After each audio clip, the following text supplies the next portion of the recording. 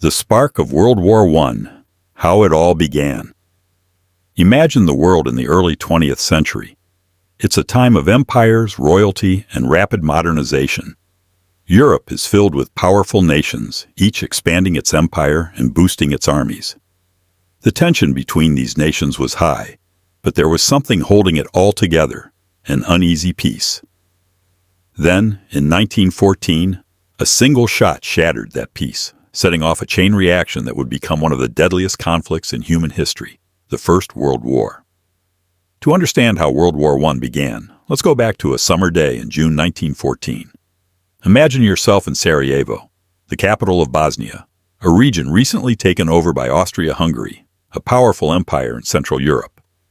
The streets are bustling with people, and there's a sense of anticipation in the air because that day, Archduke Franz Ferdinand, the heir to the Austro-Hungarian throne, and his wife Sophie are visiting the city.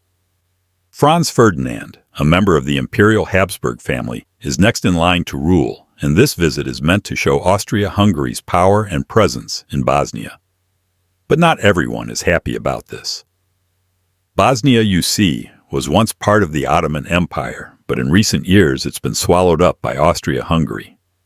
Many Serbs, who share a close bond with Bosnia, believe Bosnia should be part of Serbia, not the Austro-Hungarian Empire. This desire for freedom and unity with Serbia fuels a strong nationalist movement in the region. A secret Serbian organization known as the Black Hand is determined to strike back against the empire and fight for the unification of Slavic people. Among these Serbian nationalists is a young man named Gavrilo Princip.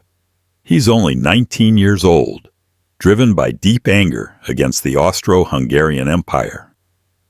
On June 28, 1914, Princip and a group of other young nationalists planned to assassinate Archduke Franz Ferdinand during his visit to Sarajevo.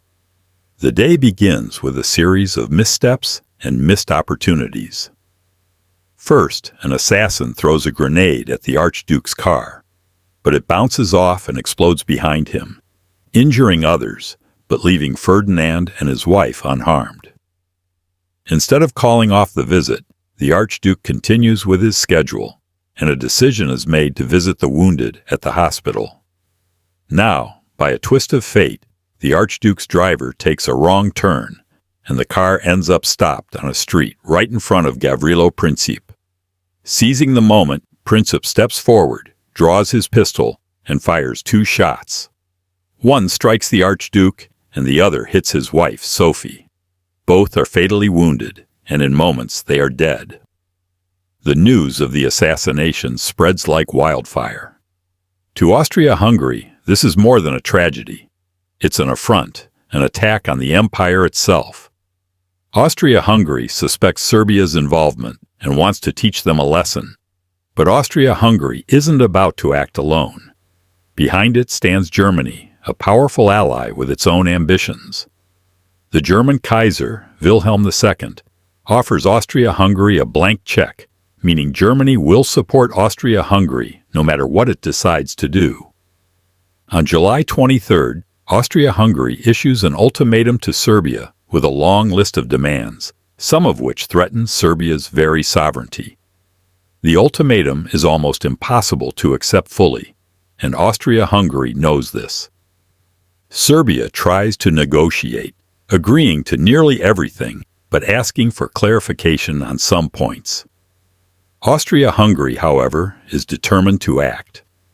On July 28, 1914, Austria-Hungary declares war on Serbia, setting off a chain of alliances and agreements that pull more and more countries into the conflict.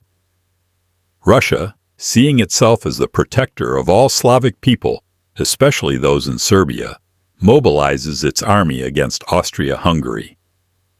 This alarms Germany, who then declares war on Russia.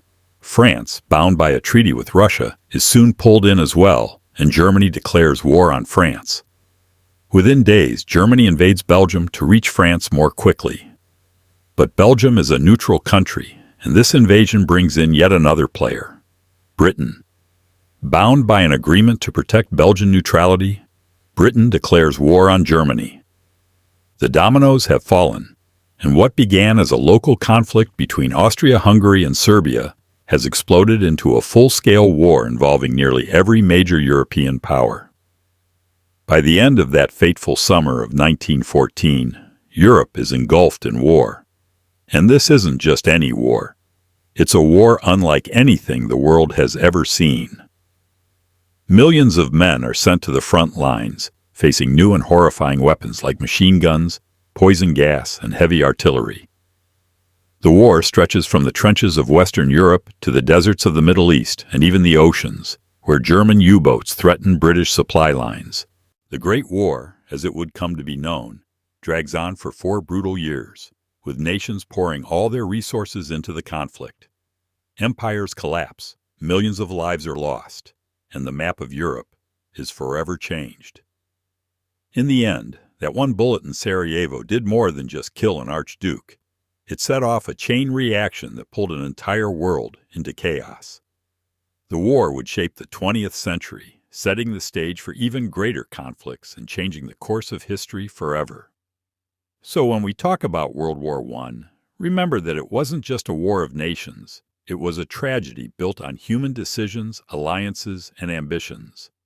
It reminds us of how fragile peace can be and how a single moment can change the world.